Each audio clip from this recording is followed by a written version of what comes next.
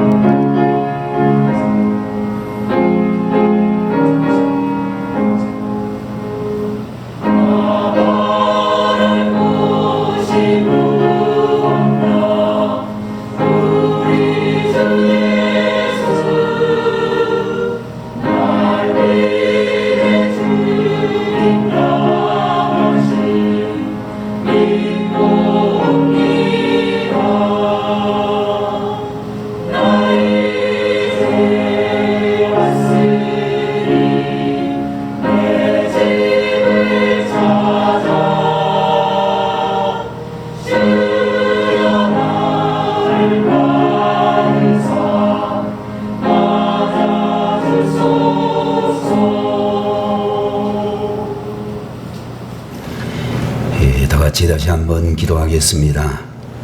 존귀와 영광을 받으시기에 합당하신 하나님 아버지, 오늘 광복 77주년 감사 예배를 드리면서 사랑하는 주의 자녀들에게 주님을 높여 찬양 드릴 수 있도록 믿음을 주시니 감사합니다. 믿음으로 드린 찬양이 되게 하시고 저희들의 성령으로 충만한 가운데 드린 찬양이 될 수 있도록 주께서 은혜를 더하여 주옵소서. 이 시간에 또 사랑하는 우리 모든 성도들도 동일한 마음으로 주님을 늘 찬양하고 찬미할 수 있는 성도들이 되게 하시기를 바라옵고, 이 시간에도 선포되어지는 하나님의 말씀을 통해 저희들의 믿음이 날로 더욱 견고해지도록 주님 큰 은총을 허락해 주시옵소서. 예배를 시작하오니 마치는 시간까지 주님께서 우리 모두에게 임재하여 주옵소서. 예수님의 이름으로 간절히 기도 올리옵나이다. 아멘.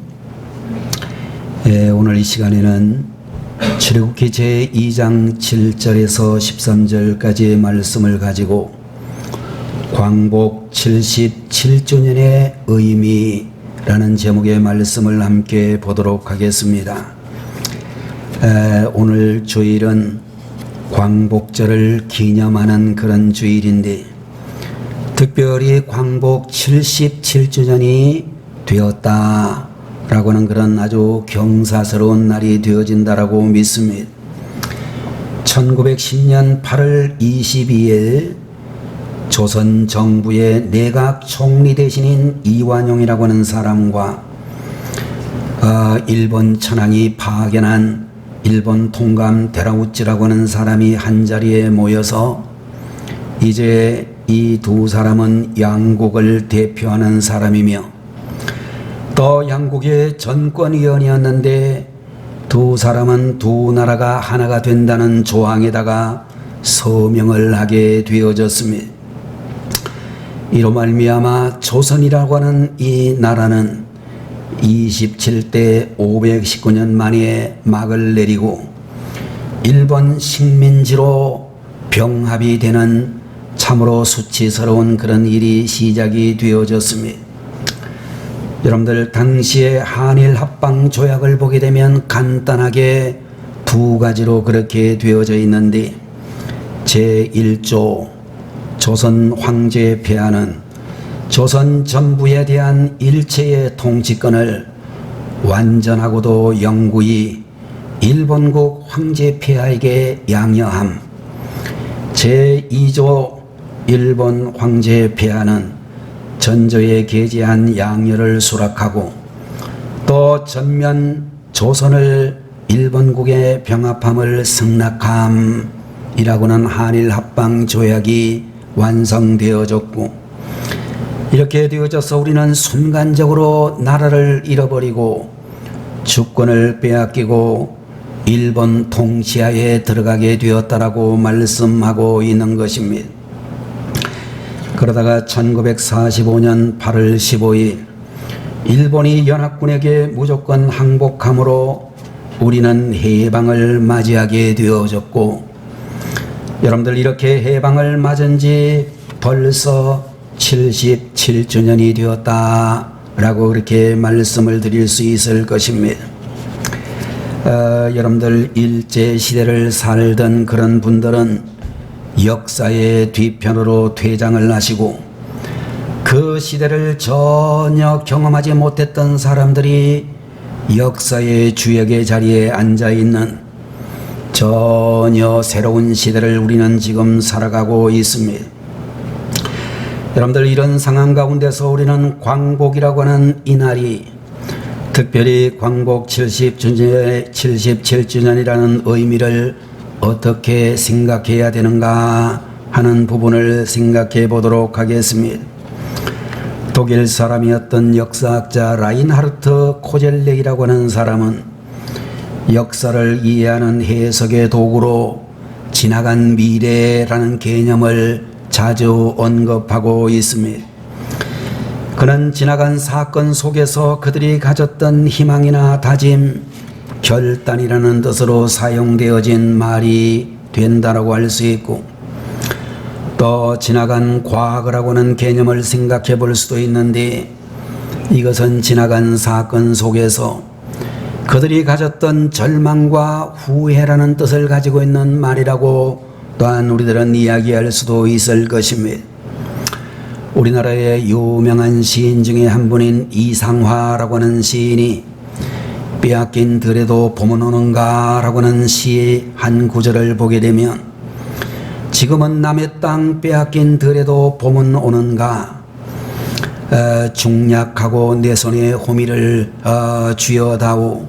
살찐 젖가슴과 같은 부드러운 이 흙을 발목이 시리도록 밟아도 보고 좋은 땀조차 흘리고 싶다 라고는 그런 시를 이야기하고 있는데, 여러분들 일제시대 나라를 빼앗긴 절망적인 그런 상황 속에서도 끝내는 찾아오고야 말 광복의 날을 꿈꾸고 있는 시인의 시다라고 이야기할 수 있고, 이제 광복의 그날, 봄으로 표현되어진 그날이 가까이 오게 되면 밭에 나가 땀을 흘려 일을 하며 복된 나라를 건설해 보겠다는 꿈을 꾸고 있는 그런 시라고 이야기할 수 있을 것입니다.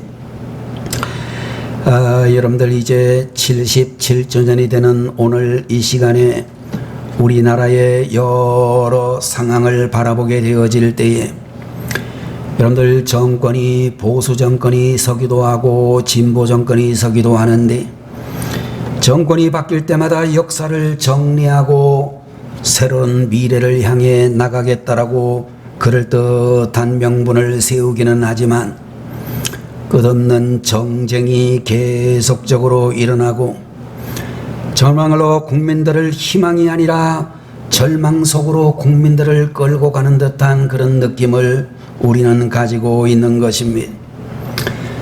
여러분들 광복절 77주년을 맞이하면서 우리는 지나간 미래를 찾고 그 연장선상에서 오늘의 미래를 그려볼 수 있는 하나님의 종들이 되어야 될 줄로 믿습니다.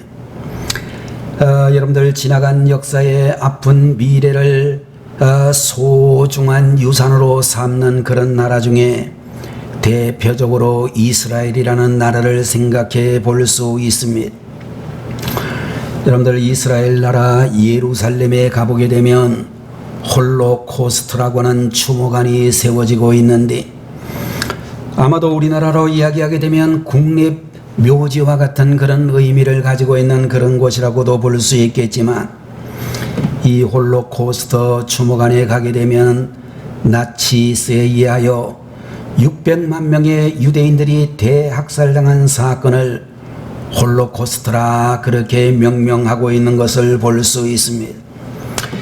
여러분들 히브리어로 홀로코스트라고 하는 이 말은 재물을 통째로 태워 바치는 번제라는 그런 의미를 가지고 있는 단어인데, 그들은 이 대학살 600만 명의 동족들이 죽은 이 대학살 사건을 하나님 앞에 드려진 번제와 같은 사건으로 이해를 하고 있다라고 하는 것입니다.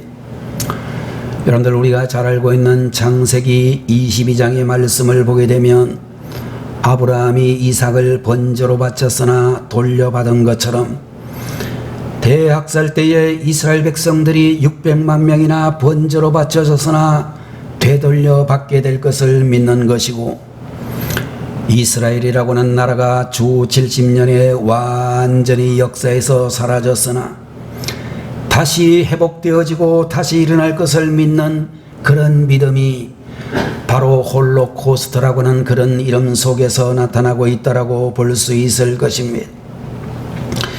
예루살렘에 있는 이 홀로코스트 추모관은 야드 바셈 홀로코스트 추모관이라 명명하고 있는데, 나치스가 유대인들을 죽여서 기름을 짜서 만든 비누와 가스실의 모형과 생체 실험실, 처참하게 죽어가는 장면들을 그야말로 모형으로 만들어 놓았는데, 그 모습을 보면서 눈물을 흘리지 아니할 수가 없다라고 생각이 되어지는 것입니다. 여러분들 예루살렘에 있는 홀로코스트 추모관은 그것으로 끝나지 아니하고 중요한 메시지를 하나 남겨놓았는데, 용서는 하지만 망각은 또 다른 방랑으로 가는 길이다 라고 하는 글이 새겨져 있습니다. 여러분들 유대인들은 이 말귀를 통해 가지고 히틀러도 용서하고 독일도 다 용서해야 되겠지만, 그러나 그들로부터 당했던 이 엄청난 대학살 사건을 결코 잊지는 말아야 한다라고 하는 경고의 말씀이 되는 것입니다. 여러분들 광복절 77주년을 지나면서 우리들도 새로운 의미를 부여해야 되겠다라는 생각을 하게 되는데, 여러분들 이제는 그야말로 한일 간에 있는 이 무서운 역사를 이제 다시 한번 점검하고, 일본을 용서하고 친일파도 용서하고 언제까지나 원한을 가슴에 묻고 갈 수는 없는 그런 시간이 되었다, 그런 생각을 하게 되어질 것입니다. 그러나 여러분들, 우리는 용서는 해야 될는지 모르지만 중요한 것은 그 역사를 잊어버려서는 안 된다라고 하는 것입니다. 왜 우리 조선이라고 하는 나라가, 우리 대한제국이 나라를 빼앗기게 되었는지, 그리고 그 국난 속에서도 어떻게 나라를 되찾게 되었는지 그 사실을 기억하고 있어야 된다라고 하는 말씀이 되는 것입니다. 여러분들, 오늘의 말씀을 통하여서 우리가 잊어버리지, 잊지 말아야 될 것이 무엇인가를 할 때에 첫 번째로 우리들이 기억해야 될 것은 하나님의 은혜를 기억해야 된다라고 하는 말씀이 되는 것입니다. 여러분들, 이제 내가 너를 바로에게 보내어 너로 내 백성 이스라엘 자손을 애굽에서 인도하여 내게 하리라 라고 모세에게 말씀해 주셨습니다. 여러분들, 우리들은 이와 같은 말씀들을 통하여 하나님께서 400년 동안이나 이집트에서 종살이를 하던 이스라엘 백성을 해방시키겠다는 뜻을 선포해 주시고, 하나님의 그 뜻이 마침내 이스라엘 백성들을 애굽에서 해방시켜 주신 것을 보는 것입니다. 여러분들, 이스라엘 백성이 430년이라고 하는 긴 세월 동안 종살이를 하다가 당시 세계의 초강대국 애굽으로부터 해방되게 된 것은 전적으로 하나님의 은혜였음을 우리들은 알게 되는 것입니다. 하나님이 역사하지 아니하셨더라고 한다면 그들은 애굽으로부터 해방은 상상할 수조차 없었던 그런 어려운 일이었다라고 볼 수 있는 것입니다. 여러분들, 우리 민족이 일제로부터 해방된 것도 마찬가지로 전적으로 하나님의 은혜의 역사라고 말씀드릴 수 있습니다. 여러분이 잘 아시는 대로 일본은 세계 2차 세계대전의 한 주축국으로 아시아에서 침략전쟁을 일으켰는데, 한국은 물론이요 중국마저도 도무지 일본에게는 게임이 되지 않는 그런 열악한 상태에 있었습니다. 여러분들, 우리 대한민국 임시정부가 중국 땅에서 활약하고 있었고, 독립군들이 나름대로 저항운동을 펼치고 있었지만 일본과는 전혀 맞설 수 없는 그런 열악한 형편이었습니다. 여러분들, 광대한 영토를 가지고 있는 중국이라고 하는 나라도 우리가 잘 알고 있는 대로 장개석 정부나 모택동의 공산당 정부가 힘을 합쳐도 일본을 대적하지 못했다라고 하는 것을 우리들은 잘 알고 있습니다. 필리핀을 위시하여 아시아 그 어느 나라도 당시 일본과 대적할 수 있는 나라는 단 한 나라도 없었습니다. 다시 말하여 당시 일본의 침략을 받은 나라치고 스스로 일본을 대적하여 독립을 이룩할 수 있는 나라가 한 나라도 없었다, 그렇게 역사는 이야기해 주고 있습니다. 마침내 일본의 섣부른 판단으로 미국을 자극하는 진주만 참으로 폭격이 있었고, 이 일로 인하여 미국을 위시한 연합군들이 나서게 되었습니다. 사실 미국을 비롯한 유럽의 여러 연합국들은 독일과의 싸우는 일만 해도 벅찬 상황이어서 아시아 전쟁에 결코 끼어들고 싶지 않았지만 진주만이 습격을 당하는 바람에 그들은 이 전쟁에 끼어들게 되었습니다. 연합군들은 1945년 7월 달에 포츠담 선언을 통하여 일본에 대하여 무조건적인 항복을 요구했지만 일본이 전혀 응하지를 않았습니다.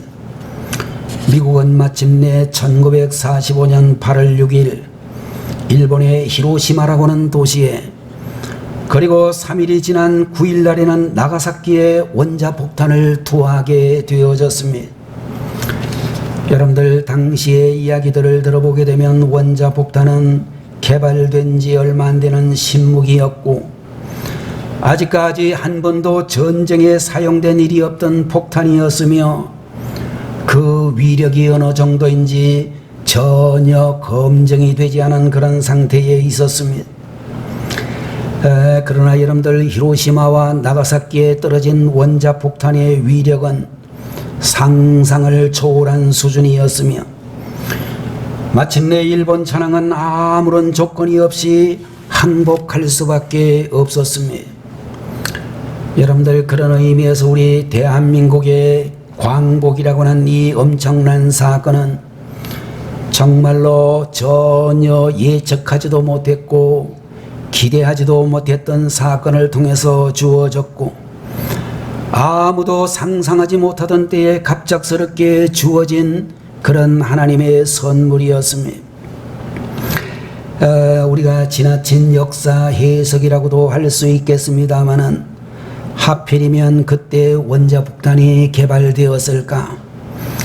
연합군의 입장에서 그렇게 두렵고 힘겨운 상대였던 히틀러에게도 써보지 않았던 원자폭탄을 하필이면 일본에게 사용을 했을까?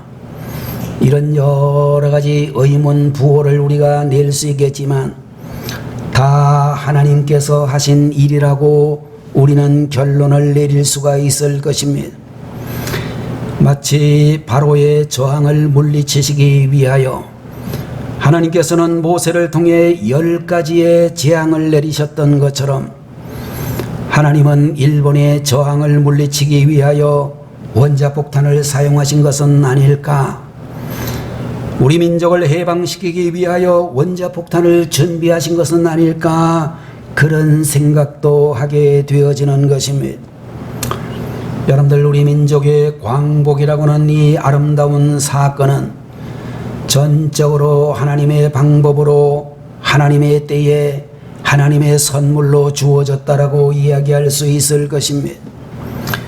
여러분들 또한 우리들은 이 이야기를 생각하면서 우리의 과거에 하나님께서 우리를 도우셔서 우리를 해방시켜 주신 것처럼 우리 대한민국의 미래 역시 하나님의 도우심의 손안에 있다라는 것을 기억하셔야 되겠습니다. 두 번째로 여러분들 우리들은 광복절 기념 예배를 드리면서 우리 선배 신앙인들의 수고를 기억해야 되겠다, 그런 말씀을 드리고자 하는 것입니다. 오늘의 본문을 보게 되면 하나님께서는 모세를 애굽으로 보내셨고, 여러분들 모세라고 하는 사람은 사실 처음에는 자기가 자격이 없고 무능하기 때문에 사형하고 거절했는데 끝내는 마침내 순종하고 이스라엘 백성들을 애굽으로 인도하기 위하여 참으로 죽도록 충성하는 주의 종이 되었습니다.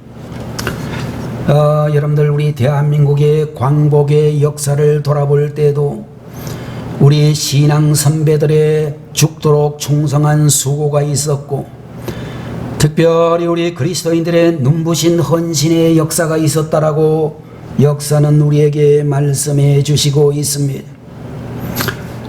여러분들 대한민국 건국의 역사를 돌아보면 아직까지도 제대로 평가받지 못하고 있는 역사 중에 하나가 우리 민족의 독립투쟁에 기독교인들이 가장 헌신적이었고 큰 공헌을 했다는 것을 우리 역사가 제대로 평가하지를 못하고 있습니다. 여러분들 우리나라 독립운동의 역사를 자세히 들여다보게 되면 독립투쟁에 참여했던 사람들의 대다수가 기독교인들이었으며 그 핵심적인 지도자들이 대부분 기독교인들이었다라고 그렇게 역사는 증명을 해주고 있습니다. 여러분들, 대한민국이 일본 제국주의로부터 벗어나기 위하여 독립운동을 했던 시발점이라고 볼 수 있는 독립협회라고 하는 이 기관을 주도한 사람들은 대부분 기독교인들로 알려져 있는데, 여러분들 서재필이라든지 윤지호, 이상재 같은 이런 독립운동가들은 대부분 지금 종로 5가에 있는 연동교회를 출석하던 그런 분들로 알려져 있습니다. 일제가 한일합방을 강행한 1910년 이후 본격적인 항일 투쟁운동이 시작이 되어졌는데, 그 대표적인 사건 중에 하나가 신민회의 백오인 사건이라고 하는 것이었습니다. 여러분들, 이 신민회는 숭실대학교 학생들을 중심으로 결성된 비밀 독립 결사 조직이었습니다. 여러분들, 우리나라의 역사를 보게 되면 우리 대한민국 역사적으로 제일 먼저 세워진 대학이 어디냐? 그러면 여러분들, 우리는 일반적으로 서울대학이겠지요. 일제시대 때 경성제국대학이라는 이름으로 세워지기는 했지만 그 대학이 우리나라 최초의 대학이 아닙니까? 그런 분들이 계시는데 그 대답은 잘못된 것입니다. 우리나라 최초의 대학은 평양에 세워졌던 숭실대학교, 이 대학이 우리나라 역사의 최초의 대학으로 알려져 있습니다. 우리나라 독립운동에 가장 큰 족적을 남긴 그런 사건 중에 하나인 백오인 사건의 대부분에 가담한 사람들은 숭실대학교 학생들이었다고 알려져 있는데, 이 사람들은 거의 대부분이 기독교인들로 알려져 있습니다. 1919년 3.1운동은 범민족적으로 일어난 항일 투쟁운동이었는데, 여러분들 33명의 민족 대표 가운데 16명이 기독교 교인들이었으며, 독립선언문을 작성한 최남선이라고 하는 그런 지도자는 연동교회의 교인으로 알려져 있습니다. 여러분들, 당시 우리나라 기독교인은 전국에 걸쳐 0.9%밖에 안 되는 정말 미비한 상황이었지만 3.1운동으로 박해를 받은 사람들 가운데서 절반 이상이 기독교인들이었고, 전국 교회가 분연히 일어나 3.1운동에 동참했다라고 알려져 있습니다. 여러분들, 3.1운동이 일어난 지 한 달이 지나 1919년 4월 달에 상해에서 임시정부가 수립되었습니다. 임시정부의 수립의 모체는 신한청년단이라고 하는 그런 단체였는데, 이 신한청년단은 상해 한인교회를 기반으로 하고 있었다라고 알려져 있습니다. 초창기 멤버로 유명한 김구선생, 서병호, 장덕수, 송병조, 여운형, 김규식, 이와 같은 지도자들이 전부 기독교인들이었고, 후에 임시정부의 요직을 맡았던 대통령 이승만, 안창호, 이동희, 조소왕, 신익희 같은 분들도 전부 기독교인들로 알려져 있습니다. 일본 제국주의자들은 상해 한인교회를 두고 기독교를 이용해서 독립운동을 하고 있으니 주의해야 된다라고 경계를 했다는 이야기도 있습니다. 여러분들, 일제시대 우리나라 인구의 1%도 안 되는 그런 적은 소수의 기독교인들이었지만 독립운동에 무시 못할 중심적인 역할을 감당했다라고 말씀하고, 독립운동의 가장 꼭대기에 있는 핵심 인물들 대부분이 기독교인들이었다라고 말씀하고 있는 것입니다. 여러분들, 우리는 이와 같은 이야기를 들으면서 앞으로도 우리 한국 교회와 우리 성도님들은 나라의 번영에 견인차 역할을 해야 되고, 대한민국 국가 통일을 위한 중심적인 역할을 감당할 수 있는 분들이 되어야 될 것입니다. 세 번째로, 우리들은 광복절 77주년을 맞이하면서 우리의 선배들이 했던 국의 기도를 기억해야 된다라고 말씀을 드릴 수 있을 것입니다. 여호와께서 이르시되 내가 애굽에 있는 내 백성의 고통을 정령히 보고 그들이 그 간역자로 인하여 부르짖음을 듣고 라고 하는 그런 말씀이 있습니다마는, 여러분들 우리 일제시대 때에도 한국 땅에는 놀라운 기도의 불길이 일었다라고 알려져 있습니다.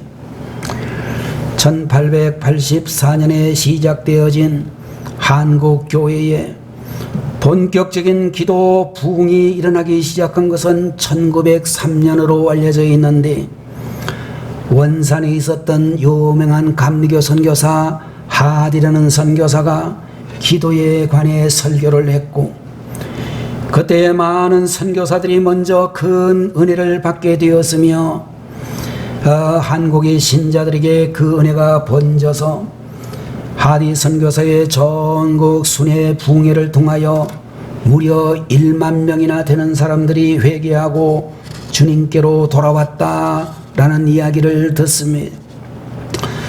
더 놀라운 한국 교회의 부흥의 역사는 1907년 평양에서 일어나게 되어졌는데, 1907년 음력 정월 첫 주간 북한 전역에서 700명의 신자가 평양에 있는 장대현 교회에 그야말로 새해 부흥회로 모이게 되어졌습니다.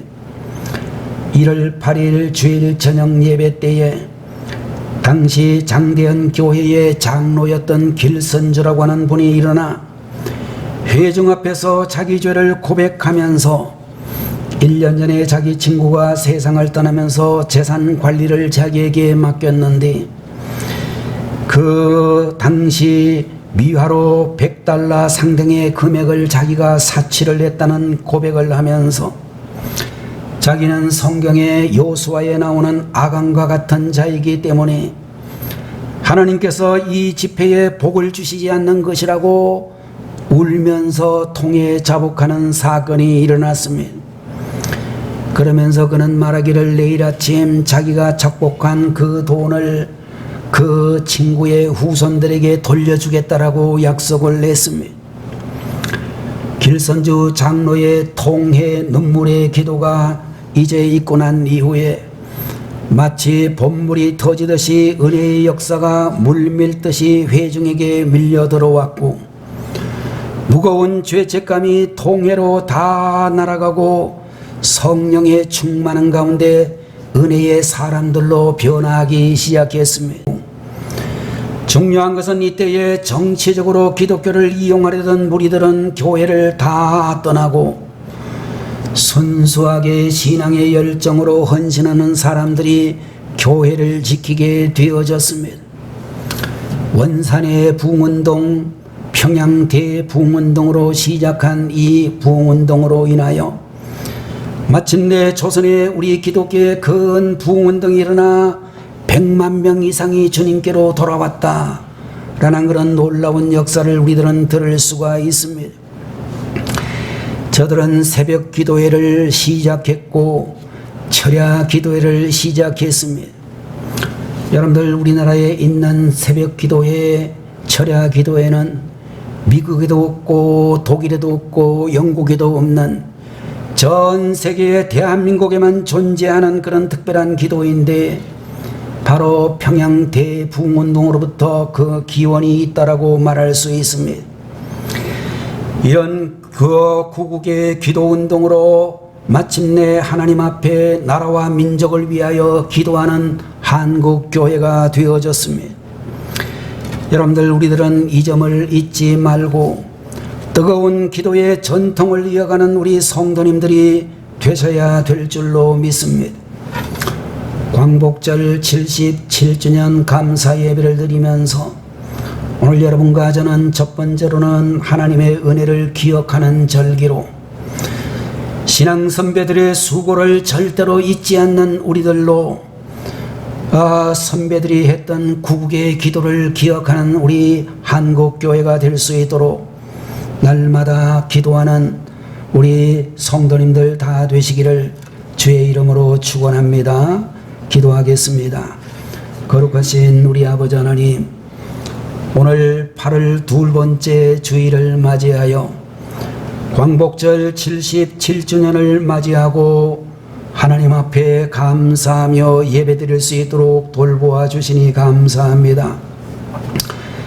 일본에게 우리나라가 합병된 이후에 36년이라고 하는 긴 암흑의 세월이 지나 하나님께서 은혜를 베푸셨으므로 선배들이 수고하셨으므로 저들의 구국의 기도를 통해서 마침내 1945년 8월 15일 이 나라가 독립이 되어진 것을 감사하고 기억합니다.